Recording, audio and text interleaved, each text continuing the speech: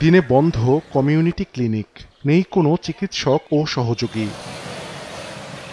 গ্রামীণ স্বাস্থ্য সেবা নিশ্চিতে ২০০২ সালে কুষ্টিয়ায় শুরু হয় কমিউনিটি ক্লিনিকের কার্যক্রম। তবে সম্প্রতি ক্লিনিক বেশিরভাগ সময় বন্ধ থাকে। এলাকাবাসীর অভিযোগ, চিকিৎসক আসেন ইচ্ছে মতো ২-১ ঘন্টার জন্য, বাকি জনবলও আসেন না ঠিক মতো। যেসব ক্লিনিক খোলা পাওয়া যায় সেখানেও মেলে না কাঙ্ক্ষিত ওষুধ।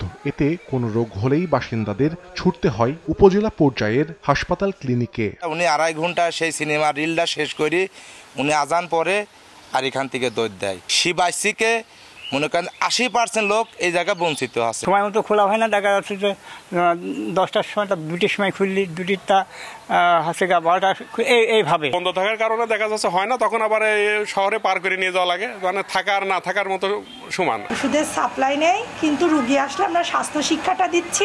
কমিউনিটি ক্লিনিকের সমস্যা সমাধানের আশ্বাস জেলা প্রশাসকের। চেষ্টা করছি সার্বিকভাবে তাদের উপস্থিতি নিশ্চিত করা হয়। পাশাপাশি আমাদের স্বাস্থ্যসেবার মান উন্নয়ন করার জন্য আমরা জেলা প্রশাসন স্বাস্থ্য বিভাগের সাথে কাজ করছি। সহযোগিতা দেওয়ার সুযোগ আছে, আমরা সেটা অলরেডি দিয়েছি এবং দিব। উপজেলা পরিষদ থেকেও আমরা বিভিন্ন স্বাস্থ্যকেন্দ্র সহ এই হেলথ ক্লিনিকগুলোতে আমাদের সহযোগিতা অব্যাহত আছে। স্বাস্থ্য বিভাগের তথ্য মতে কুষ্টিয়ায় ২০৪টি কমিউনিটি ক্লিনিক রয়েছে। সময় সংবাদ, কুষ্টিয়া।